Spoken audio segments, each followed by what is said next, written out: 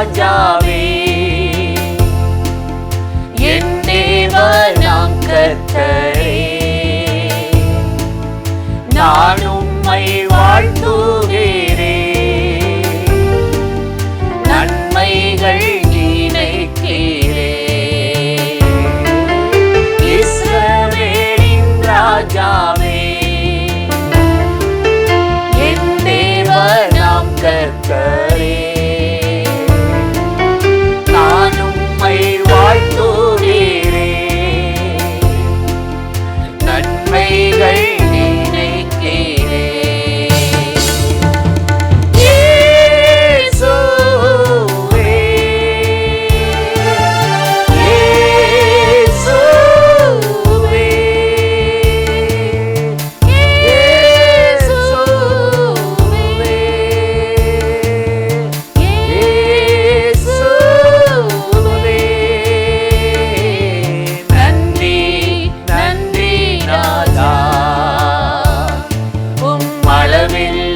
அன்பிற்காக நன்றி நன்றி நாதா, உம் அளவில்லா அன்பிற்காக.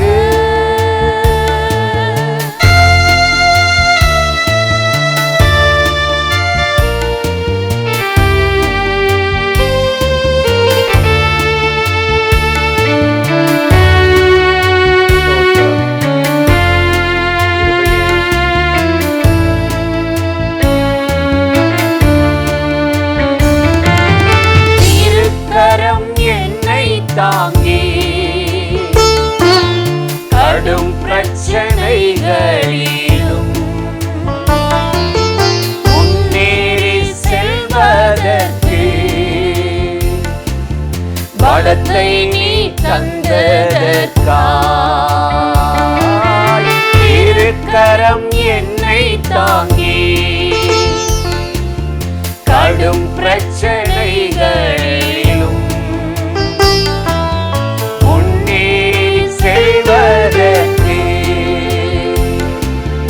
பலத்தை நீ தந்ததற்காய், இயேசுவே, இயேசுவே,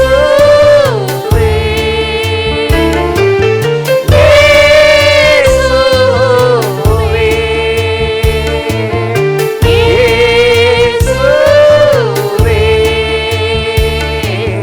நன்றி நன்றி ராஜா,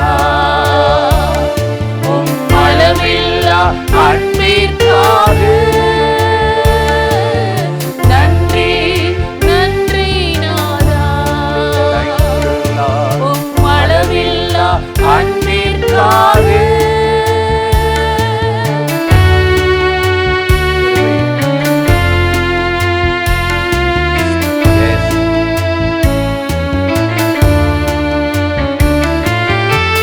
எதிர்க்கிறவர் முன்பிலும் தள்ளினவர் மத்தியில் பந்தியாயத்தப்படுத்தி அன்பாக கணம் பண்ணினே. எதிர்க்கிறவர் முன்பிலும் தள்ளினவர் மத்தியில் பந்தியாயத்தப்படுத்தி அன்பாக கணம் பண்ணினே. இயேசுவே, இயேசுவே, இயேசுவே, இயேசுவே. நன்றி நன்றி ராஜா, உம் அளவில்லா அன்பிற்காக. நன்றி நன்றி நாதா, உம் அளவில்லா அன்பிற்காக.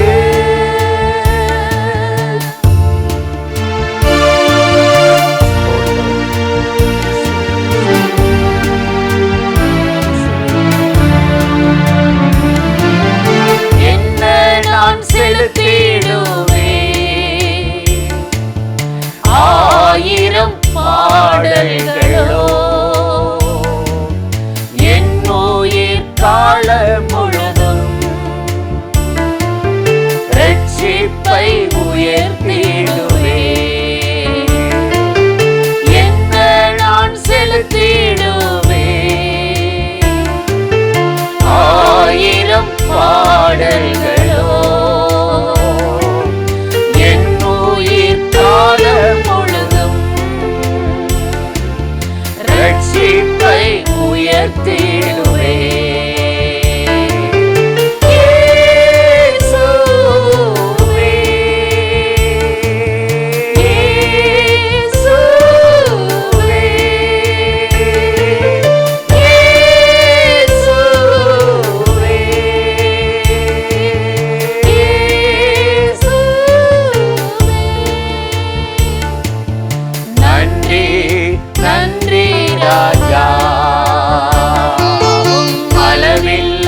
அன்பிற்காக நன்றி நன்றி ராஜா, அளவில்லா அன்பிற்காக நன்றி நன்றி ராஜா, அளவில்லா அன்பிற்காக நன்றி நன்றி ராஜா. பிரியமானவர்களே, ஆண்டவராகிய இயேசு கிறிஸ்துவின் நாமத்தில் இந்த காலை நேரத்தில் இயேசுவை தினம் பார்ப்போம் என்ற இந்த நிகழ்ச்சி மூலமாக உங்களை சந்திப்பதில் மிகுந்த மகிழ்ச்சி அடைகிறேன்.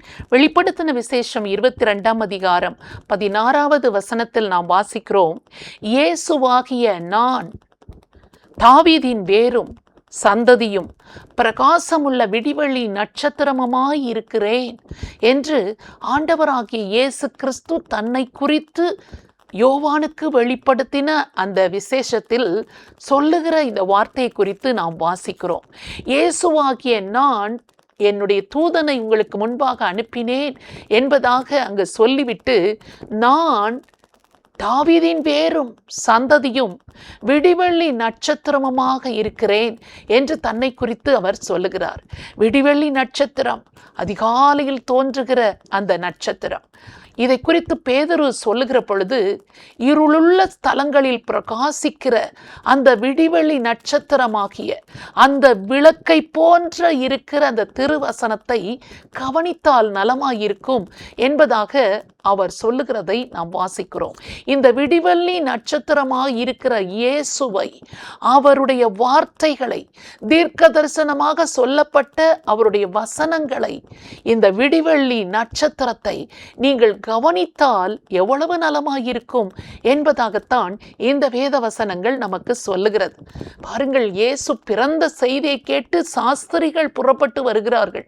அவர்கள் புறப்பட்டு வருகிற பொழுது திடீரென்று ராஜாவாக பிறந்திருக்கிறார் என்றால், யூதருக்கு ராஜாவாக பிறந்தவர் ஏதோ ஒரு அரண்மனையில் தான் பிறந்திருக்க வேண்டும் என்று ஏரோது அரண்மனையிலே நுழைந்து இந்த ராஜா எங்கே என்று அந்த அரண்மனையில் அவர்கள் தேடுகிறார்கள். ஆனால் அந்த அரண்மனையில் ராஜா இருக்கவில்லை. இன்னும் அதிகமாக ராஜாவுக்கு குழப்பம் ஏற்பட்டது. அது நிமித்தமாக அவர்கள் ராஜா இங்கு பிறந்திருக்க வாய்ப்பில்லை என்று சொல்லி அவர்கள் அந்த அரண்மனையை விட்டு வெளியே வருகிறார்கள். அப்பொழுது அவர்கள் ஒரு நட்சத்திரத்தை காண்கிறார்கள். இந்த நட்சத்திரம் பாருங்கள், அவர்களை இயேசு பிறந்திருக்கிற இடம் வரைக்கும் கூட்டி சென்றது, கொண்டு சென்றது. இந்த நட்சத்திரத்தை பார்த்ததும் அவர்கள் மிகுந்த ஆனந்த சந்தோஷம் அடைந்தார்கள் என்று சொல்லி நாம் வாசிக்கிறோம். இப்பொழுது கிறிஸ்துமஸ் காலம் சமீபமாக வந்து கொண்டிருக்கிறது. எங்கு பார்த்தாலும் கிறிஸ்தவர்கள் மற்றவர்கள் வீடுகளில் அநேக ஸ்டார்ஸ், நட்சத்திரங்கள் தான் கிறிஸ்து பிறப்பின் மகிழ்ச்சியை கொண்டாடும் வண்ணமாக அவர்கள் அநேக அலங்கரிப்புகளை செய்திருக்கிறதை நாம் பார்க்க முடியும். ஆனால் இன்றைக்கு பாருங்கள், இந்த நட்சத்திரமே இயேசுதான். நான் விடிவெள்ளி நட்சத்திரமாக இருக்கிறேன் என்று ஆண்டவர் சொல்லுகிறார். இந்த நட்சத்திரம் உங்கள் இருதயங்களில் உதிக்கும் அளவும் என்று சொல்லி பேதுரு எழுதுகிறதை நாம் வாசிக்கிறோம். இந்த நட்சத்திரம் வெளியில் தொங்கப்பட வேண்டிய ஒரு நட்சத்திரம் அல்ல, வெளியில் மகிழ்ச்சியை கொண்டாடுகிற ஒரு நட்சத்திரமாக மாத்திரமல்ல, நம்முடைய இருதயங்களில் அந்த நட்சத்திரம் உதிக்க வேண்டும் என்றுதான் இந்த வேதவசனம் நமக்கு சொல்லுகிறது.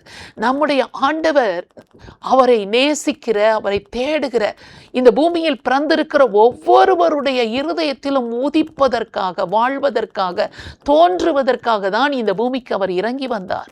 யாரெல்லாம் அதை அறிந்து இயேசுவே என் உள்ளத்தில் வாரும், நீர் என் உள்ளத்தில் உதிக்க வேண்டும் என்று சொல்லி விரும்பி கேட்கிறோமோ, அவரை தேடுகிறோமோ, அவர்கள் ஒவ்வொருவர் மீதும் இந்த பிரகாசமுள்ள விடிவெளி நட்சத்திரம் உதிப்பார். நம்முடைய வாழ்க்கையில் அவர் தோன்றுவார். நம்முடைய வாழ்க்கை இருளில் இருப்பதில்லை, நம்முடைய வாழ்க்கை குறைவில் இருப்பதில்லை. அந்த வெளிச்சம், அந்த பிரகாசமுள்ள விடிவெளி நட்சத்திரம் நம்மை நேர்வழியாய் நடத்தி செல்லும். அவர்கள் வாழ்க்கையில் குழப்பம் இருப்பதில்லை, தள்ளாடுவதில்லை, போராடுவதில்லை.